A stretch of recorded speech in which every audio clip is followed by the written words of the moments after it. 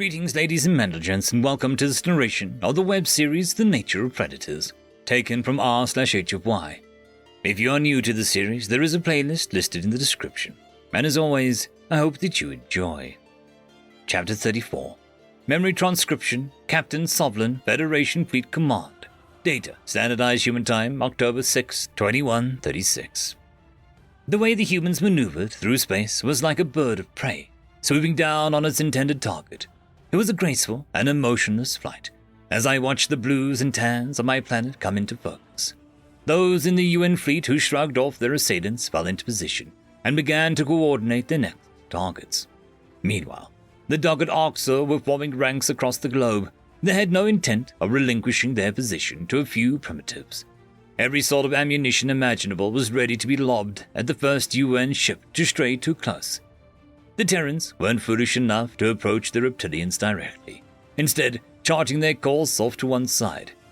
Our nimble ships then hooked sharply back towards the fray with surprising maneuverability. I'm surprised the Terrans specced into speed. It's clear they tweaked whatever Vendel building blocks they got in their hands.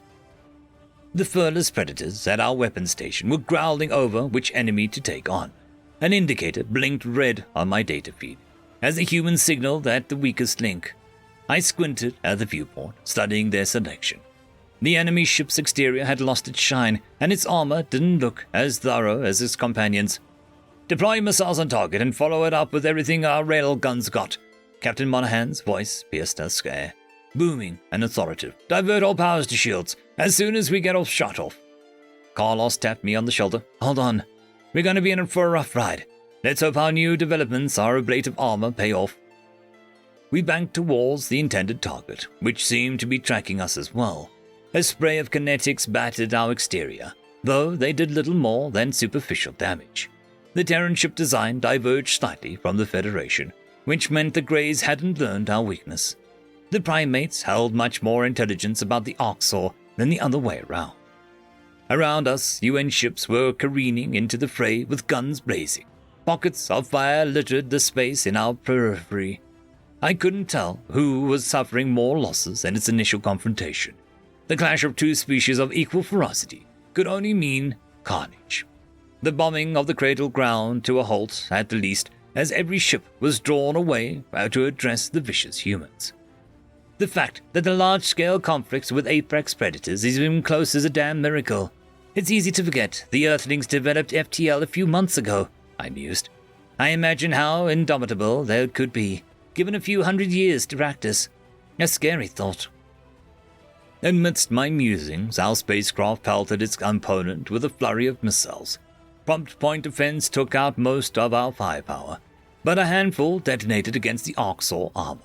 The rival ship struggled to regain its bearing, and was unable to return fire with its own munitions. While dazed, and possibly with navigational troubles, its defenses and shrugged off our initial assault. The dilapidated Orcs vessel peeled back towards one of its compatriots, seeking backup. I could feel the roar of our engine as we gave chase at full speed. The technicians at the weapon stations were racing to get their shot off. Obliterating the Greys with plasma would be a stylish finish. The enemy sensed that they were about to be nailed by a railgun and yanked their noses skywards. The humans failed to compensate for the change of course, and the plasma stream missed the mark by a wide margin. The reptilians were emboldened after skirting our heavy blow. They knew we would have to reload. Worse, they succeeded in drawing a partner's attention, and this late joiner was a new Orcs model. Ray shields, the Terran captain barked. Switch over to kinetics, full speed towards the UNS Lovecraft. Our flight took an erratic path as the engines were pushed to their limits. The state-of-the-art fresh Orcs partner had no trouble keeping pace with us, even at our maximum speed. This was back to what they were used to, chasing an enemy that knew that they were beaten. The human predators were on their heels, like everyone else. The Terrans sent out bursts of kinetic bullets, despite knowing full well that the Grey shields would absorb their punch. Right now, we needed to buy time to find our own backup. It couldn't hurt to throw everything in our arsenal at them. My senses told me that both Orcs ships had us target locked, and that couldn't have been a good omen. On screen, the allied UNS Lovecraft moseyed towards us. The flashy blue crest of the hull demonstrated it wasn't designed for camouflage. The rectangular ship, which seemed to boast retractable doors, suggested it could be transporting smaller craft. The human ship was an unseemly clump of mass and guns. A layer of paint didn't hide that it was a predatory prowler. Some of their ships are definitely modified Vendel models, but this screams humanity, I thought. A census technician glanced at the captain. The computer suggests the second Orcs or hostiles' railguns are charged. Evasive maneuvers are infeasible. Understood, Monahan replied, her voice icy calm. Brace for impact. My claws sank into the armrests, and nerves bubbled in my chest. Why were the humans not showing more alarm? An imminent threat on their lives should at least rattle anyone with a trace of sanity. I knew that these predators could feel fear from Marcel's responses to me. Plasma snaked towards us, hungry to devour our metallic shell. The white-hot blur plowed into the aft hangar. At least, that's where the sensors registered the impact. My arm was nearly jerked out of its socket as the force reached the bridge. The overhead lights snapped off from the electrical short circuit, and baseboard lighting provided an eerie glow. The predators that were standing found themselves on the ground. A few of the unfortunate crewmates face-planted and hobbled off to mend their injuries. Alarms warned that structural integrity was compromised. Atmosphere was venting from the rear sector, which would require repairs if surviving this battle. UNS Rosinante, are you right? A throaty voice crackled from the speakers. Captain Monahan surveyed the bridge. Still in one piece, Lovecraft. We could use a hand. You heard the lady, came the reply. Let her up, boys.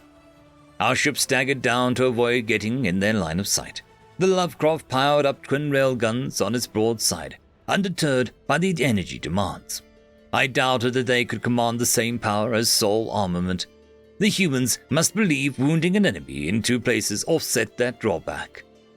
The newfangled Arxor wizened up to the peril a bit late. By the time it slowed its pace, the Terran plasma was already in transit. Two simultaneous beams blazed scars on both flanks, connecting with several key systems. The drive plume flickered out altogether, which meant our foe was out of commission. UN pilots steered the Lovecraft towards the original Arxor and deployed missiles on target. With that monstrous warship on our side, confidence was restored within the bridge. Several human eyes glowed with anticipation of the kill. These predators smelt blood. While the aged vessel was preoccupied with the inbound parcel, the weapons station coaxed our ship's railguns back online. A plasma beam barreled towards its target with perfect aim, magnetically accelerated by my devious partners. My instincts told me the enemy was toast before it arrived. Some intuition sensed that the momentum had shifted in our favor, and the Terrans didn't need a second chance to capitalize. Fire seared atop the enemy's armor, and its integrity collapsed. The scorched metal split open from side to side, leaving the ship powerless and immobilized. With its weapon systems knocked offline, the Arxor couldn't deploy interceptors against the Lovecraft's missile barrage. The vessel exploded in an orange burst, churning into metallic residue and fragments. That'll leave a mark, came a gloating command of our allies. We're off to respond to another distress signal. Smooth sailing. Captain Monahan offered her thanks over the comms before reviewing the damage to our vessel. It wasn't quite as extensive as I would have expected. There were some nasty wounds across the ship's body, but all major systems were functional. As long as there were no issue funneling power to weapons and propulsion, we were still in the fight. The human officer straightened. Avs, bring us closer to the planet. Our structural integrity is weakened, so we're going to play a supporting role. I lowered my head for a moment, trying to cleanse some of the fear chemicals from my system. The exhilaration of killing the Arxor was lost beneath raw sensation. The burning in my chest was making it difficult to breathe, as if I was walking in line with cardiac arrest. While the predators breathing down my neck were dangerous and untamed, I was thankful that they were at the helm. A human split-second decision-making under duress was clearly better than mine. Our brush with death struck more fear into my heart than any of the surrounding crewmates. And you're considered exceptionally brave at home, I mused. I suppose keeping it together enough to function is what we consider stoicism. Our vessel curved in a winding path through the battlefield, avoiding a solo confrontation with any lurking Arxor. It was sobering to see that several dozen UN indicators had flicked out on our sensors. I hoped these measurements were erroneous, or at least each Fallen had at least taken 2 enemies with them. The good news was that we had numbers. That advantage was minimized in clashes involving the Federation, when fleets often fell to disarray at just the first sign of incoming fire. A bold charge like the Terrans were attempting was nigh unthinkable. We lost the psychological war before we ever thought of a physical one. Sensors pick out any targets that are showing signs of critical damage. Captain Monahan nodded at the viewport, a thoughtful look on her face. We don't want anyone to limp off and nurse their wounds. On it, a technician answered. My eyes turned to the cradle, a homesickness burgeoned in my chest. Beneath the tranquil blue exterior, I knew the ground was ashen and lifeless. The Arxol ships gliding above the atmosphere, menacing the skies. They were locked in combat with the humans now, but if our mission failed, they would return to bombing in a heartbeat. A dark, rectangular object with burned away from the planet's glow caught my attention. There was only one Arxol ship that would flee from the heart of battle. My heart sank to my stomach, and I realized which target the Terrans had to choose. It was a small mercy for the souls on board. I leapt to my paws, ignoring the bile rising in my throat. Terminate the hostile labeled A9241 on your sensors, please. It's on an ascent course, departing from the cradle. Hold on. Why that particular ship? Monahan asked. I met a steady gaze. It's a cattle ship. It cannot be allowed to leave system. Put those Gojirds out of the misery. I beg of you. There are innocent hostages on that ship. We don't kill civilians whenever it's possible to avoid it. But their fates are much worse than death, humans. Please tell me that you're logical enough to understand. There are children on there, and I know you care for them. You're saving hundreds of people from an existence you cannot imagine. The captain studied her own readouts and waved the first officer over for a brief conference. I didn't know what she was discussing with him. It was an easy decision to me.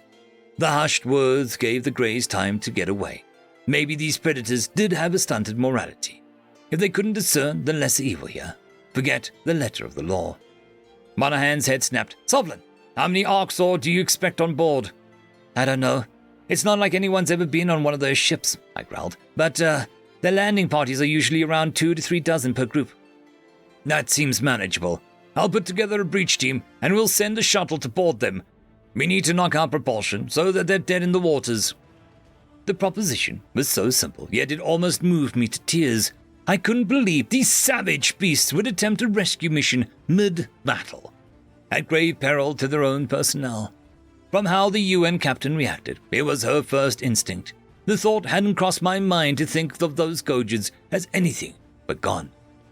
As the officers began assembling a flight crew, I realized there was a foundation of genuine trust forming.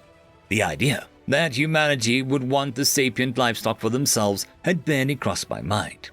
I'd begun to believe that this conquering species would help us, just as they had with our refugees.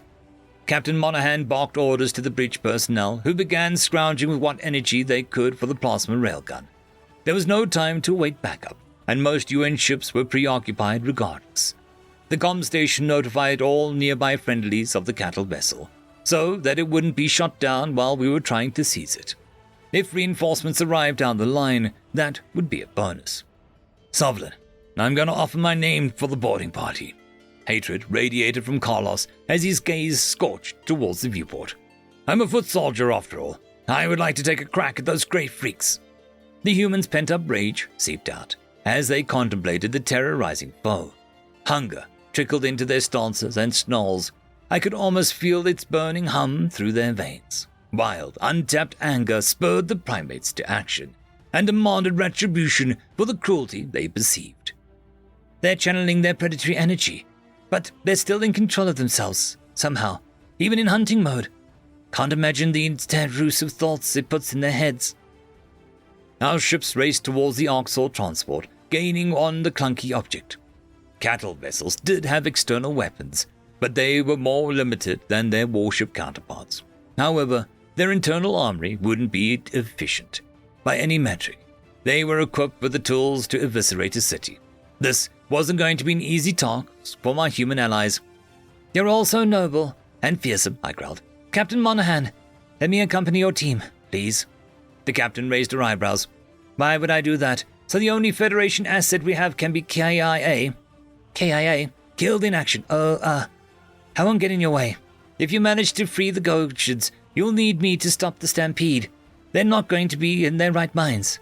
You'll, see why. Monahan's Rosary's lips twitched, and I could sense the unspoken question in her tongue. After witnessing our lack of composure during the initial landing, she wasn't sure I'd be in my right mind. It was a valid question, honestly. Charging through an enclosed space surrounded by Arxor and gunfighting would break most Gochids. The mere sight of binocular eyes pumped dread through my veins and made my spines bristle. It was a constant effort to push that aside, but I could power through it in most cases. My fury towards the Greys had to be enough to override it. I tried to show my determination through teeth-baring, raising my claws in a threatening manner. She sighed, rubbing her forehead. Very well, don't feck this up, and, for the love of God, don't die. Understood, ma'am, I answered. Just, if the mission fails, please take out that ship. No matter who's on board. They won't make it out of the system. Not on my watch. A wave of livid excitement almost swept me off my feet as I eyed the cattle vessel in the viewport. Few people met the Arxor face to face and lived to tell the tale. Insertion into an enemy ship could end in a complete catastrophe. Such a feat could be unheard of. My predatory companions either didn't realize or didn't care how risky this stunt was. The eager weapons station pinpointed their target, and plasma arced across the void. My nostrils twitched in anticipation. I was raring to go, same as the predators. This roll was a pitiful attempt to atone for my crimes, but at least I felt certain that I was in the right side. Any way I could assist the humans, I was going to chip in. End of chapter. I would quickly like to thank the Tier 5 members, Marky, Cam Maxwell, Casper Arnholtz, Oakfield, Lord Azrakul, and it's difficult to pronounce. Thank you very much.